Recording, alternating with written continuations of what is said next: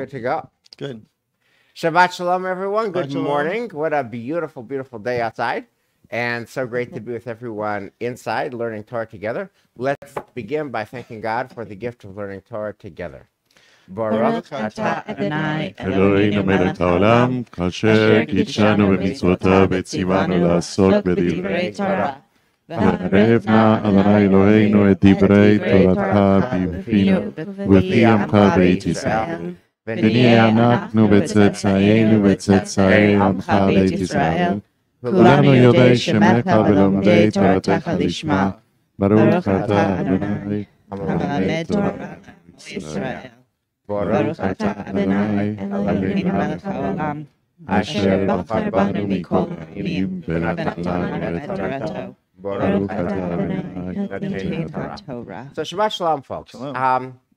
If you care about the Jewish story and if you care about the Jewish people, the weeks of the war with Israel and Hamas and the aftermath of the war leaves you with a constant pit in your stomach. Because every day there are stories from the world that leave you with a pit in your stomach. And they come in many shapes and sizes and flavors and varieties. But one of the increasing themes is an efflorescence of very crude Jew hatred in the world. Just anti-Semitism is really having a florid resurfacing. It's just very intense. And very naked.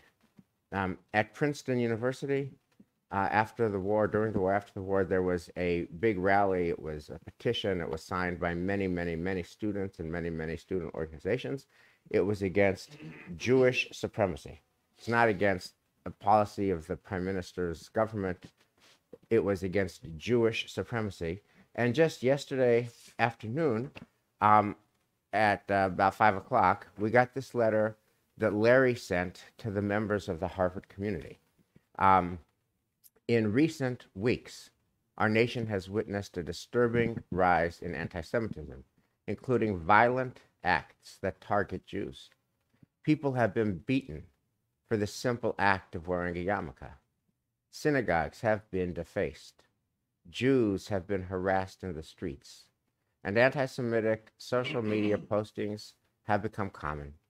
In the past 2 weeks, Harvard Hillel has been vandalized twice. Both incidents are currently under investigation by the Harvard University Police Department. I have had too many occasions during my time here and at Tufts to condemn acts of hatred and bigotry in our nation. Each time I have thought about my mother and father. They came to this country as refugees to escape religious persecution in Europe. They were embraced and afforded the freedom and safety to pursue their lives peacefully and productively. Everyone deserves the same opportunity my parents found here. As the words of Reverend Dr. Martin Luther King Jr. remind us, injustice anywhere is a threat to justice everywhere. None of us should tolerate the targeting of any religious or ethnic group. It is our collective responsibility to speak out and condemn such acts of hatred and bigotry. Let us work together to build a better Harvard and a better nation. Sincerely, Larry. And I just, to frame this one other thing, I wanted to ask Elias to share the story that he told me. We were doing a wedding last Sunday. It was our first wedding since the pandemic. And on the way to the chuppah, he told me the following story. Yes, so good morning and Shabbat Shalom, everybody. Beautiful weather, as you said. We were driving and I started to talk to Wes about, so normally, when we are, families have different, things that they do and they like to do. When the four of us are riding, my wife and the two boys, we are riding in a car, we listen to music. And we speak about music and we talked about it. So usually, we follow Spotify around this time of the year. Together with the boys, I create a playlist of summer 2021, all right? And my son David loves all kind of music. He has been in love with the Eurovision competition of Israel, so he listens to all the songs from all over the world. Anyways, So in that list were a few pop artists that are very popular here these days, like Dua Lipa or like The Weeknd, the Canadian artist, and uh, and we love their music, and we driving while jumping around, you know. And then at one point I said, I don't know why, but I said I have to see if this artist said something during the war, you know, with what happened with Israel, where do they stand. I knew that Dua Lipa, it's British, but she's a Muslim, and then so I was curious to know. And they obviously, when I found all the tweets about, you know, stop the genocide, free Palestine, ethnic cleansing, and all that stuff. So my first take was, what do I do with this? I spoke with Lorena, and we say, what do we tell the kids? Because they love their music, and they are fully invested, and they grew up in America with pluralism, very different upbringing than Lorena and myself. And what will create on them? Will this disappoint them? They will continue listening to their music no matter what because of they appreciate their artistry, or they will say no. And it was a tough decision to make.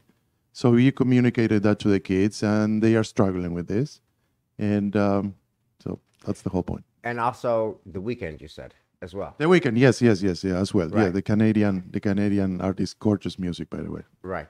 So the question on our agenda today is, how do we think about a world in which listening to The Weeknd and listening to Dua Lipa and getting a nice email from your alma mater's president are all about the same thing, which is Jews are hated.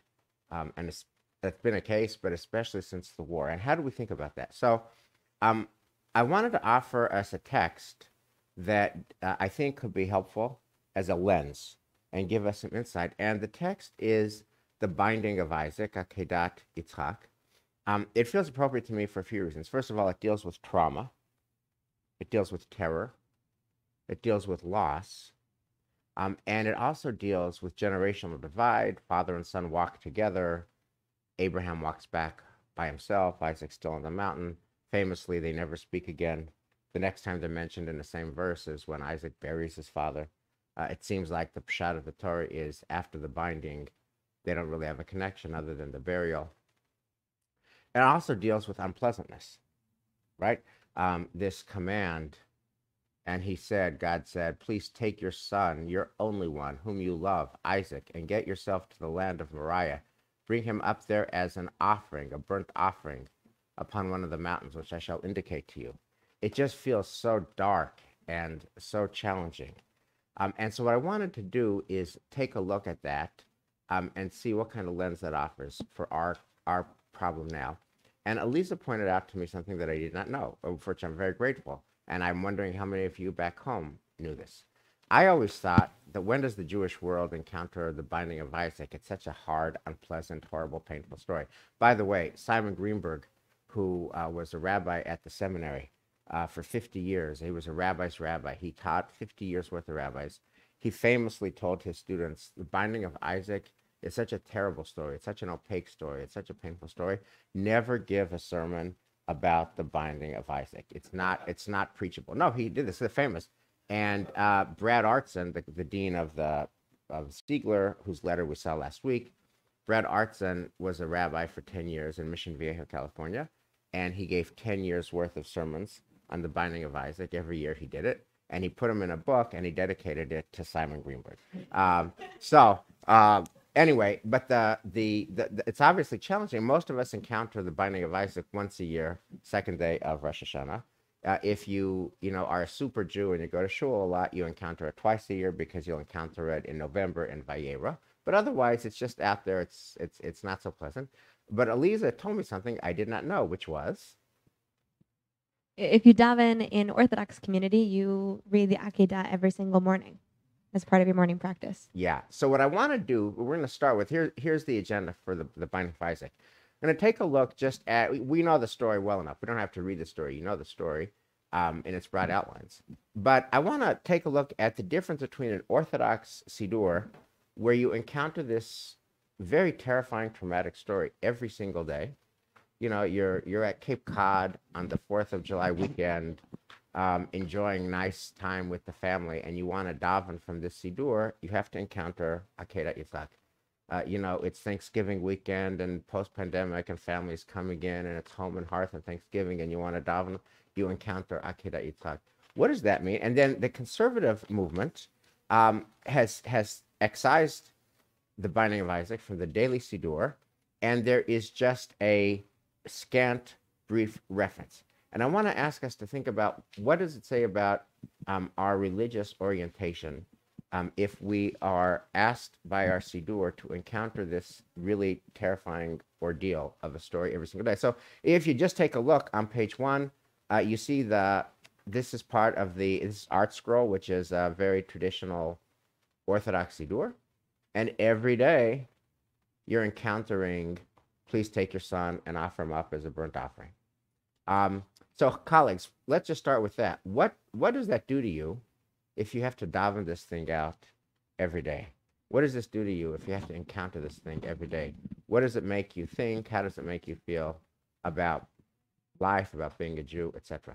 Anyone? Yeah, I want to start actually.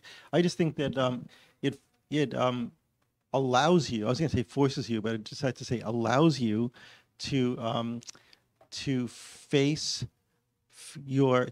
faith every day. And what does faith mean? Ultimate faith and how much are we individually willing to sacrifice on a daily basis for our faith? So I think that's part of the input. I mean, this is obviously way over the top dramatic, but I think that's something that if you face this every day, that you are reminded that faith is not easy. It's not pat, and it's something that can be very very heart-wrenching and draining on it. But we need to face that every day. And Dan, we have so much trouble getting people to shul altogether. Mm-hmm. Do you want to put that out there every day? That faith is like such a crucible, such an ordeal. I mean, do you personally, Dan Nesson, yeah. Lord Dan Nesson, do you want to face that crucible every morning? Can I reframe the question? Yes. By reading this every day, we are saying that people who don't come, we are willing to sacrifice our own kids because of faith. So, but Dan, do you want that ultimate? It's devolving quickly. Do you want that ordeal every day, that crucible every day? Do I personally? I don't actually, but I'm just saying like in terms of the Orthodox world, which I think faces faith in a very, very different way than than conservative and reform and all of the other ways in which Judaism manifests itself nowadays. But in the Orthodox world, is that faith is really it's really out there and something that's there every day. We don't think about our faith every day. An Orthodox Jew, I think, will. Guys, Michelle. Okay, I think we're missing the point entirely. Please. For an Orthodox Jew who davens this every day, this is not a story of existential dread and conflict. This is a story of ultimate faith.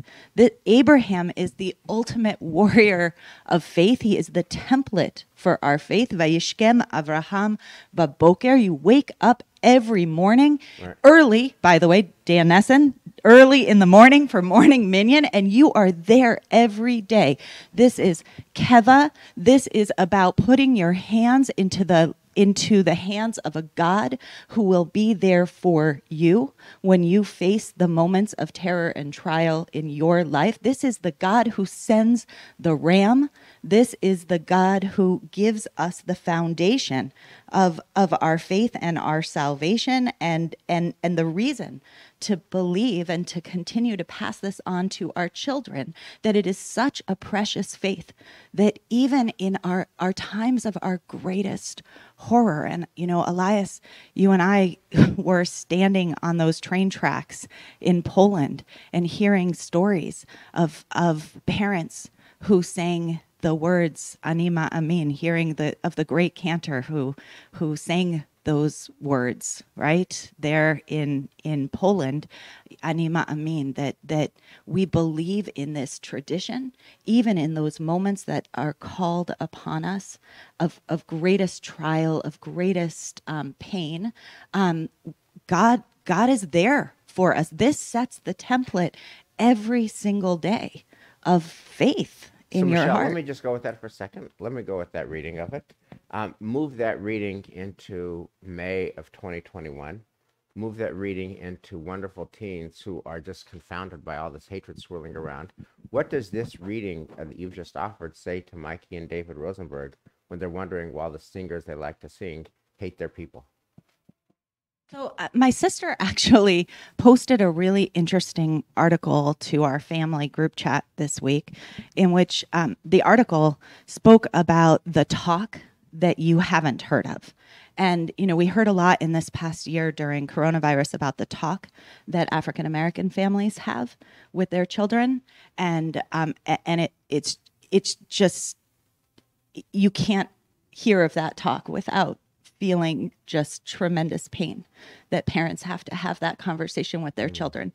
And this article spoke about the talk that is not yet spoken about, which is the one that Jews have with their children. And it's the one my father had with me, which is, by the way, it might look good in Malibu, California, or in Newton, Massachusetts, but we Jews have been hated throughout history, and we are still hated in places in the world today.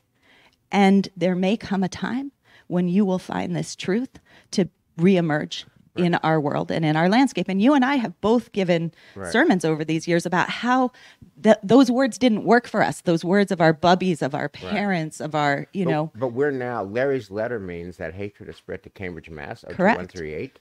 You know, Jewish supremacy means the hatred has spread to Princeton University. It means we have to have the talk again with our children. It means David and Mikey and Maya and Noah and Eli and Benjamin. Yeah. So Elias, what about the talk, and what about this reading? What light does it shed on your sons? So I have to say something you said about Auschwitz, that we were there and we saw the horrors. And this promised me that one day we'll talk about this. Just one comment, we'll go back to Israel. Where was Anima Amin for the 6 million who perished? 1,000%.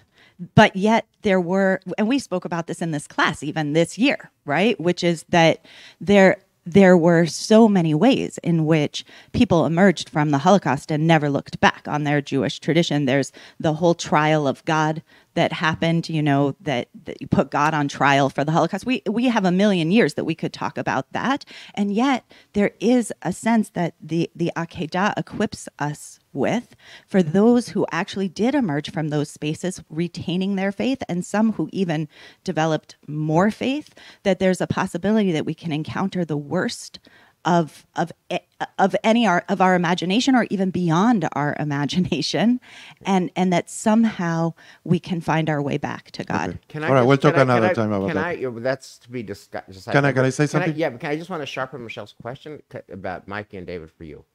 When black parents give the talk to their kids can't pass as not black. They're black, and so if they're going to be out in the world, you know, a cop is going to stop them. They have to have the talk. Okay. The difference, and I love this talk. I mean, it's very evocative. Thank you, Michelle. It's super evocative. Here's my question to you, Elias. If you do the talk for Mikey and David, they can pass. I mean, they have a Jewish name, but they could pass. They could they could opt out of Jewish life. They could go off to college and opt out. Do you think the talk, what effect would the talk have on them? Would it incent them to stay in, or would it incent them to go out? Tough question. By the way, because of my upbringing, okay, that talk with my kids, they've been hearing this since they are 5 from me, because they hear all the stories about how I grew up, how tough it is to be Jew outside of America. And so that talk is nothing new to them. Okay. Now, answering your question, Wes, in my own case, when I suffered anti-Semitism as a kid, I was a little afraid, but at no point I doubted about my own Judaism and what I wanted to do with my life. So there is a very strong core and feeling and appreciation and a love for our tradition that this is me talking about my kids when they are 15 and 12, that I don't see that happening, that they will deviate from our tradition. I think that this builds a kind of like a shield, you know, around them to say, I need to be careful, you know, I need to stand for my values, doing good in the world, but knowing who I am. Aliza, you brought this to my attention about the daily recitation. What do you think that does to the outlook of the person who says this every day? Well, I want to come back to this text because the way that we use biblical text in liturgy is really important. And so if you look at this art scroll text, what you have is a layered temporal view. You have the biblical text, which is the oldest text on the page, and above it you have a more contemporary preamble that gives you the theological frame that the authors of our Siddur want us to have. And their frame offers a really tricky theology, which is this. Please, God, remember us in the light of our ancestor Abraham, who mastered his own inner demons, who mastered his own challenges, who was in a really challenging life situation and listened to God. And because of that horrible moment, you would say, or because of I would say the text would say, because of that amazing moment where he was able to transcend human need and go onto that mountain and listen to God, that is why God has blessed us. And so this text says to me, as a davener, when I face terrifying moments, when I am up on my own Mount Moriah, where I am holding everything that I hold dear and it looks like I'm going to lose everything that I love, that's when God's going to bless me. And that's the same theology, right? We talked about this theology in this class when the Jerusalem was under siege and all of the hotheads want to burn the granaries because they believe that only when things get really dire does God step in.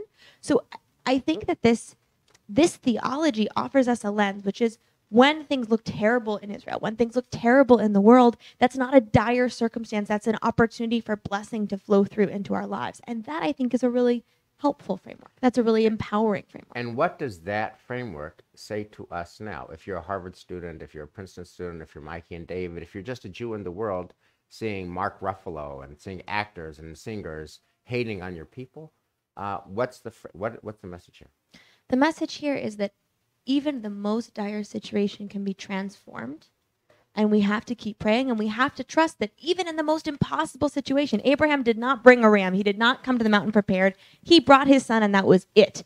And if you read the story according to his perspective, nothing was possible. But God placed that ram there before time. There was a ram there from the time of creation waiting to be. And so we have to trust that there are rams in our own life. We have to trust that even when it seems impossible, we have to walk up our mountains. We have to trust in the tools that we've brought. We have to trust in God, and we have to continue praying that there's going to be a solution that emerges. Now, Elisa Gabriela Berger, you have a davening practice every day. Do you say the Akedah every day? Why or why not? I meaningfully skip it every single day. Okay. And I'll tell you why. Why do you meaningfully skip it? It's so long. And I have to be honest about my davening practice. It's already too long to be my davening practice is already it's already outside of what is sustainable in terms of every morning. So I have, my regular davening practice. It's really important for me to have quiet time and then to go through the liturgy that I really value. But I do flip through it every morning and know what I'm skipping. So okay. So let me pivot from that to the conservative movement. I offered here, and I'll just read it if you don't have it in front of you. This is the page from our Siddur, the morning prayer Siddur, that deals with the Akedah. It does not give us Genesis 22 and all of its gory detail. It puts it as follows. It talks about, it's in the context of our mortality, that is, humans die. Human preeminence over beasts is an illusion when all is seen as futility, right? And then it goes to answer, but we are your people, partners to your covenant, descendants of your beloved Abraham, to whom you made a pledge on Mount Moriah. Then we are heirs of Isaac, his son, bound up on the altar. And then we are firstborn people of the congregation of Isaac's son Jacob, whom you named Israel because of your love for him and your delight in him. So you get a very quick Abraham, Isaac, Jacob thing. Painfully neutered. Yeah, and it's neutered. So what's the move there? Why? I mean, none of us were the editors of this, but what's your thought on kind of a quick gesture towards the Akedah, and also putting it in, cushioning it with some other biblical heroes? I'm going to say something radical that I may regret. Yeah. I'm loving this. That's what the only thing we do here. Yeah. Which is, I feel like this kind of liturgy actually contains the root of why our children really struggle with conservative Judaism. We have so many children who leave conservative Judaism, the mushy middle, right? And they go off and they just go do whoever they are. They're sort of cultural Jews, and they go and they make their way. And then we have other Jews who say, I want integrity. I want a tradition that has something that's going to give me a faith that I can hold on to. And they go to Orthodoxy. And I feel like there were such good intentions to try to be honest with our prayer, to try to handle the challenges of the world here. And it's so the opposite of compelling. I mean, it's exactly what you don't need in your prayers. Which is, our world is totally out of control. We can't do anything about it, but we'll say, thank you, God. It doesn't convey a compelling narrative that would inspire our next generation to bond to us. So for you, Michelle, religious you would practice. prefer your kids to read the full Akeda than to read this? Well, can I layer in Do you something read else? the full- let her answer. Let I me want just your take answer this regarding So, conversation. guys, Do you read so- the full Akeda? I want the answer Do you regarding read your the I full told you I Akeda? was going to regret this. Do you read the full Think Akeda? about your And do you kids and invite your answer that kids to question. read the full- I you want to have be 4 on your kids. side because there's another bit, which Have is you been teaching them to before read the full Akeda? before this comes, the conservatives Siddur actually lays out this like very bland, like justice, righteousness, love, and it has all these paragraphs that are just meaningless. And I think I really hear what you're saying, which is that like, if you're gonna go for that theology, like go for it. But if you're not gonna go for it, just get rid of it. Like don't put it in there. Don't pretend like you're. Well, for me, okay. So to respond, right, in terms of what I want for my children, I want what you all create on in any given prayer service here in our shul. I want the kind of joy and passion and love that you each bring forward in your davening. I want the mensches here who come at 8:30 in the morning to study Talmud together or whatever Jewish texts we happen to be encountering. I want that for my children. In terms of the conservative movement prayer book, is that always, do I believe that we're always speaking to them in the most effective way? No, I don't. And yeah, sometimes I do feel sometimes traditional prayer has more to offer them. Just I wanted to ask Dan, because you are minion man. I mean, you actually sleep in the Gann Chapel every day, every night. You've spent the last 30 years encountering this page every morning. What do you think about it? I think exactly what you said is that it's the passing reference is not necessarily engaging. Right. I mean, how many people? I think a lot of people will just say, "Well, we'll read, Abraham, Mount Moriah," without actually fulfilling the rest of what it really means, and the fact like neutered was the right word for it. So yeah. okay, I want to just make. I do say it every day. There's Yeah. no question about it. But the question is like whether it actually brings any any real passion to my davening. Okay, so can I just say what's before we go to the Chaim Guri poem, I want to tell you what I think is at stake in this difference between the conservative approach, which has a passing reference, and the Orthodox, which gives you Genesis 22. I think it deals with a really, really real issue, and I have a lot of sympathy for the conservative movement's approach, and I actually like it, which is the following. It deals with how much of this unpleasant talk can you deal with every day? Like, they hate us, they hate us, they hate us. They want to kill us, they want to kill us. They have killed us. They hate us now. At Princeton, they hate us. At Harvard, they hate us. They hate us, they hate us. Mark Ruffalo hates us. The Weeknd hates us. Dua Lipa hates us. How much of that can you take? Yeah. How much of that can you take? How much of that can you take, right? And I think it's, and I want to come back to the way I was trained as a rabbi back in the 90s, which was 1,000 years ago. It was 1,000 years ago. It was a very different era.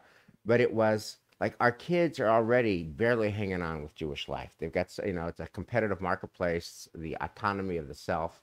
Our kids, if you're going to convince our kids to make Judaism a part of their life, selling it on the basis of they hate us, they want to kill us, even Dua Lipa hates us, and even the Weeknd hates us, that they're just going to say the hell with that. I'm going to bail. Who needs this? I don't have to do it. I mean, black people have to be black. Jewish people don't have to be Jewish. They don't have to. I'm going to bail. If you're telling me that everybody I admire hates my people, I'm bailing. And there's just like so much unpleasantness that a soul can take in. And I think, but it's real. I think, by the way, this has an echo to me of the Danny Gordis column that we read several months ago, where he talks about how Israeli liturgy really grapples with anti-Semitism and really grapples with suffering, and that American liturgy just doesn't have that same appetite. And I get it, because I want my kids, our kids, to be focused on happy things and joyful things. And the fact that they hate us and the history of persecution and the Holocaust is a drag. Yeah. So I think that the epidemiology that we've all been learning about this year is really helpful here because, sometimes parents think early on, like the best way to protect your child from getting sick all the time is to get rid of all germs and all bacteria in their environment and to like sanitize their entire space.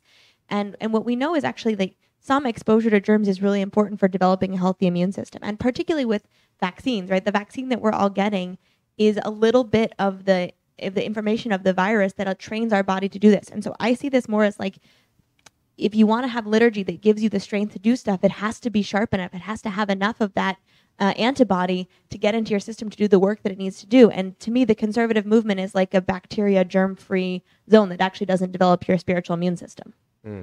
Or the resilience, because I mean, Wes, I was 1,000% on this page. I mean, I can't tell you for how many years I said, I nearly dropped out of Judaism myself because it was such a constant trope of they hate us, they want to, they want to kill us, Right. Let's go eat. How many times can you repeat this cycle before you say there are other things out there in the world? And if not for the joy of Judaism, I would not have been able to find a home here. Right. And yet, I think we ignore anti-Semitism at our peril, because no matter how much I want to say joy, joy, joy, joy, joy, joy, joy, this, what you just read from Larry Bacow, lands on our doorstep. The world is not going to forget Jew hatred just because I want to be all about joy. So I think we need to equip ourselves. We need to equip our children with the tools of resilience. And I love your metaphor. So I Lisa. want to pivot now to this poem by Chaim Guri, which is on page 4 of the handout. Eliza, could you read this for us? This is from our Machzor, Lev Shalem, and of course it's part of the interpretation of the binding of Isaac. The ram came last of all, and Abraham did not know that it came to answer the boy's question, first of his strength when his day was on the wane. The old man raised his head. Seeing that it was no dream and that the angel stood there, the knife slipped from his hand. The boy, released from his bonds, saw his father's back. Isaac, as the story goes, was not sacrificed. He lived for many years, saw what life's pleasures had to offer until his eyesight dimmed. But he bequeathed that hour to his offspring.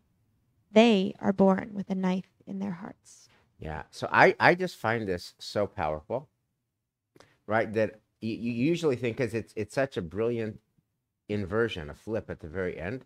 We usually think that the binding of Isaac is about the trauma of Isaac, but this poet, Chaim Guri, an Israeli poet, says, no, actually Isaac is fine. He gets off the mountain, he gets married, he has kids, he lives to such an old age that he can't even see anymore. He's not sacrificed, but his descendants are all born with a knife in their hearts. Now, in an Israeli context, the knife in the hearts means, you're serving in the military and you're fighting these fights and your wedding doesn't happen and you go off to Ramallah, which is what happened to Yeshayahu. And in the month of July, instead of going to the Cape, you're in Miluim, doing guard duty somewhere. And that's forever, right? And that's a knife in the hearts. But a knife in our hearts also has a resonance for Mikey and David. A knife in our hearts has a resonance for Harvard and Princeton students who see, for all university students. I mean, every university student. I'll imagine going to Oberlin nowadays if you're a Jew. So what does this poem say? And Elias, let me turn to you. What insight do you get from this Chaim Guri poem, A Knife in Their Hearts? having grown up in Argentina and given the state of play with Mikey and David now? I don't know. It's a question that I don't know how to answer because I would like to see what happens with their lives 15 years, 20 years from now, when they are adults and they encounter the world and they are not in a house of a clergy person. You know, what that will be for them, what will be doing on their own, how they will see the world. Definitely they see the world with different eyes than mine and Lorena. Because as long as, I mean, as much as we try to communicate our own experience, they are living something different. They are hearing our stories, but they take it in their own way. So I don't know. You perhaps have a much better position to answer this question because your kids are sons of clergy and they are late 20s, early 30s. It's a good thing that I asked the question. But which I'll get back to, but they are born with a knife in their hearts. Is that true? Is that true for the American Jewish experience? And if it's true, how would you possibly ever persuade somebody who, you know, if you sign up for this tradition, you have a knife in your hearts, but you can actually pass out of the tradition and just not think about it? How do you persuade somebody to buy into this? So I think there's a verse in this poem that connects to that. The one that says, "The boy released from his bonds saw his father's back." So I was thinking, you know, this is Moshe, and this is, you know, that God will only show his back. In other words, there's no way to really know what God thinks and what and the essence of our tradition. And so when we're born with a knife in our heart,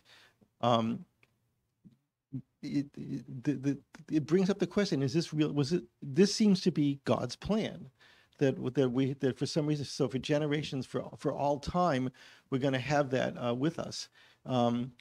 And I think that's it's a frightening thing to think about, as you just said. Do we want our kids to live that? And you know, I'm the oldest one here, and so the generation that I grew up in is a generation where anti-Semitism was very it was not prominent. Was not prominent. You know, so. You know, my experience with that is not the same as, you know, Elias, and for all of you that are even somewhat younger, where the anti-Semitism now seems to be much more, you know, prevalent. So the knife in the heart may be perhaps a metaphor for saying that it's that we don't feel it all the time, but then sometimes sometimes it's there and it starts to you know, to dig in. So I'm really fascinated. My head is going in 1,000 different directions with this, but I'm really fascinated by the point that it says that he lived for many years and saw what life's pleasures had to offer. This poem almost wants to give him a trauma-free experience moving forward out of life. And so much of what we know, even that his eyesight has dimmed. I mean, one of the classic takes on why does Isaac's eyesight dim is because the angel's tears, you know, enter into him when he's up on the altar, or because he has this experience with the night. He's carrying trauma all his life, and we can read his entire story as one of trauma. And yet this poem wants so much for him to emerge unscathed. And there's this, I think in the piece that speaks to you, it maybe is a little bit about, there's so much of us that have grown up pre this moment that wanted to believe that the Jewish story could be different, that Isaac could emerge, Yitzchak can go on to laugh again from the Akedah, that we've turned the tide of Jewish history, and something is different in the world now than was before, and maybe that's still possible, maybe that's still true, and yet there is a knife in the heart. It still remains. There's still that anti-Semitism in the world. There's still the war and the hatred and the ancient enmities that continue to go on, that you can't just escape from wishing it and wanting it to be so. Well, and it seems like if you want that ordinary life with what life's pleasures have to offer, you have to make a conscious choice to opt out. But if you're going to or to build something different, if you're going to opt into the Jewish story, then the fact that Cambridge this week was Monday night, Tuesday night, was utterly ignoring the fact that China literally imprisons its Muslim minority in concentration camp, doesn't give a moment's attention to imprisoned Muslims in a concentration camp in China, but spends 2 days debating whether it should boycott, divestment, and sanction Israel because of its response to 5,000 missiles. And that's like so much. Thank God it was defeated. But it's like so much energy and intensity. Like, and if you're going to buy into our story and care, that's just Anjana. That's just Anjana. And But it's also mission, it's right? mission. So that's the thing about saying the Akedah every morning in your prayers.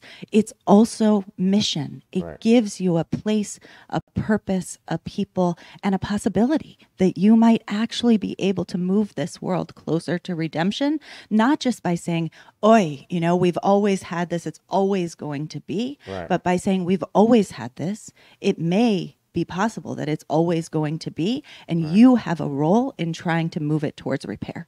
Right. And I don't think this poem actually allows for opting out. Like, I think when it says his children and his descendants are born with a knife in their hearts, that's whether they opt in or whether they opt out. Even if you opt out and you're not thinking that you care, you are still a part of that story. You still have that knife in your heart. You are still a witness, and therefore you are still complicit if you don't stand up and speak out. And so I think there's a real truth that we all get to choose how we respond, but none of us get to really fully opt out. So let me just bring this to a close with a question. I mean, we're living in a season of special intensity and special urgency and special efflorescence of all the dark sides of Jewish history, of anti-Semitism, etc. And we've seen this morning 3 different takes on the binding. The Orthodox Siddur, where you read it every day, with the framing that Eliza mentioned.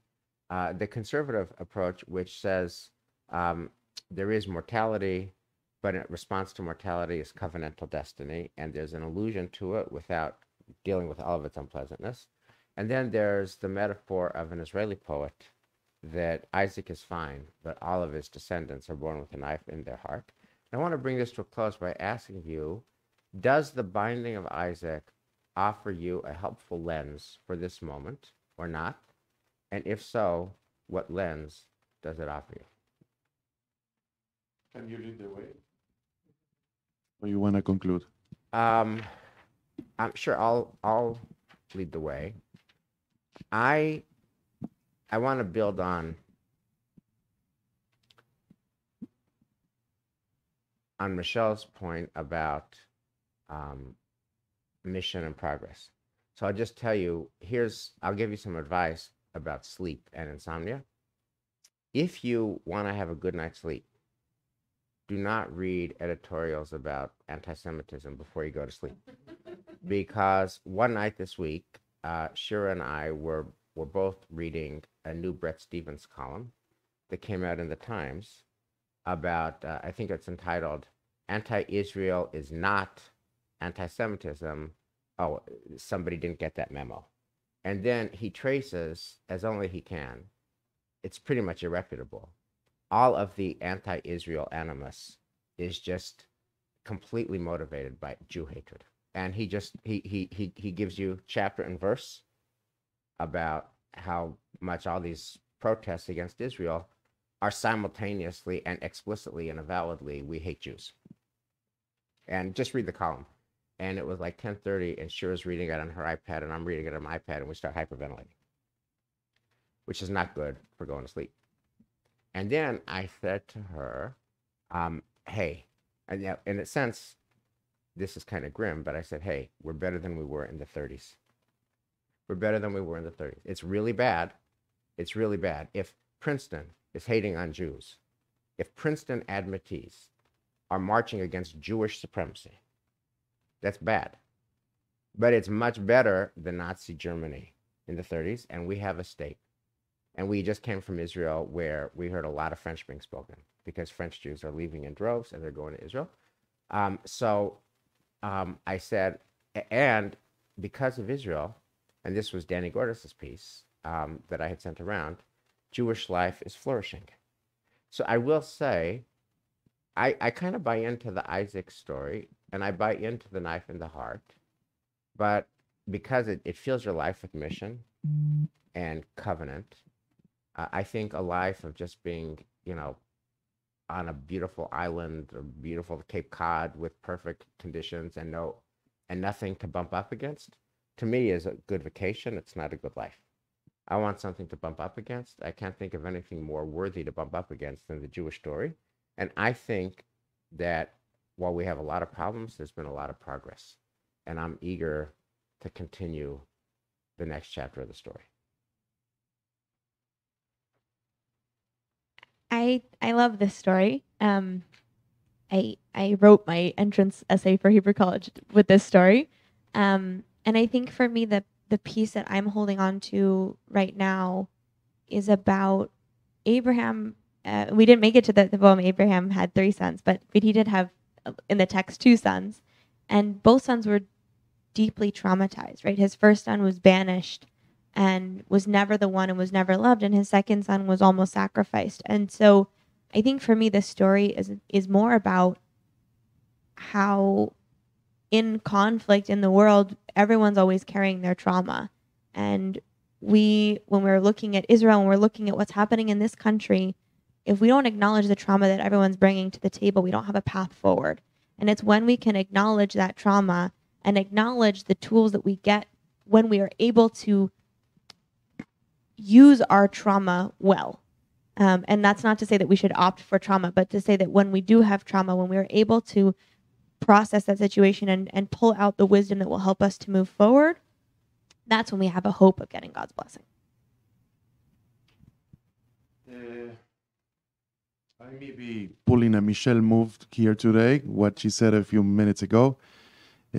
Sorry, Wes, about this. These stories don't do anything for me today regarding Israel and Judaism. Sorry. I don't like Binding of Isaac at all. I don't like that story at all. I'll never like it. I sometimes like some Tamei Amikra, that you see some tropes that you see on the Hebrew text that I love how to sing, That's it. And I love that we sing this with different tropes in the High Holidays. The story, I don't like it at all. Because to me, it's not a story about faith. It's a story about faith in God. And throughout history of the Jewish people, in many times, God wasn't there. Just a comment. Is God there now? If I say no, what am I doing here? I should go home and retire, go to the Cape. It's raining there too. Exactly. Then please, the Lord Nelson, bring us light. Or Chadash al Zion Ta'ir. So I want to respond to what you just said, Ashley, and I was thinking about this. The text is V'hai Elohim Nisa et Avraham. So this whole thing begins with a test. And so again, this is a part of the metaphor, double-edged sword. The test is it's one about faith in God, faith in each other, and faith in the future. And so I think all of that is rolled up here in this text. And so therefore, when we read this, for those that do this on a daily basis, we are encountering our faith, and we are countering the fact that life really is a test. And there are times that we can step away from the test, and we can, as the beautiful poem said, we can have our moments of pleasure and joy. But in the end, it's a test about how we can. It's a testament to each of us, the way that we live our lives with goals that are that connect us with each other. And I think that's part of the test that God is giving to Avraham, which then comes down to all of us. And the knife in the heart is the fact that I think that most of us, when we step back and think about how we're doing with this test of life, that most of us think that we're actually not doing as well as we could. So I think there is in this a challenge, a blessing, and a warning. And because the warning is so painful, I'm going to start with the warning, which I think we could spend hours and hours on. The warning is in Vayelchu Shnehem Yachdav. But you talked about the divide between the generations, right? When Abraham and Isaac go up the mountain, v'yalchu shnehem yachdav, they go up together, hand in hand, and they're on the same page. And it's about a father and a son, and they see the mission, they have the talk, they understand, they're on the same page. And then they encounter this trauma of the world, and in the metaphor of today, right, maybe the college, right, they're out there in the world, they go on, they develop their own sense of what's happening with the Jewish story, the Israel story, and wind up on different pages. And we know from the end of the story, they don't walk down the mountain together. And so I think there's a real warning here that we have to continue the conversation, because if we don't continue to talk to our kids, to listen to our kids, to engage with our kids, to continue to have some sort of grown-up version of the talk, then there's a real risk that we're not walking down that mountain together. So that's the warning. There's a blessing here, I think, which is the Vayishkem Avraham Baboker. I think in that is a promise that, like, keep waking up every morning, keep approaching the world with this sense that you maybe have a sacred role, that God has called you to this place at this time for some purpose, for some reason. And maybe when you make that phone call and say, stand with us on Israel, or maybe when you talk to a friend over a coffee date and say, tell me your trauma, tell me your story. Maybe you are here for a reason to help move our world forward in some way, if you get up early in the morning and get there. And then the last piece, I think, is a challenge, which is, can we respond to Hineni like Abraham did? Here I am. Dear colleagues, thank you. Shabbat Shalom. And may we all find our own way to say Hineni. Shabbat Shalom, everyone.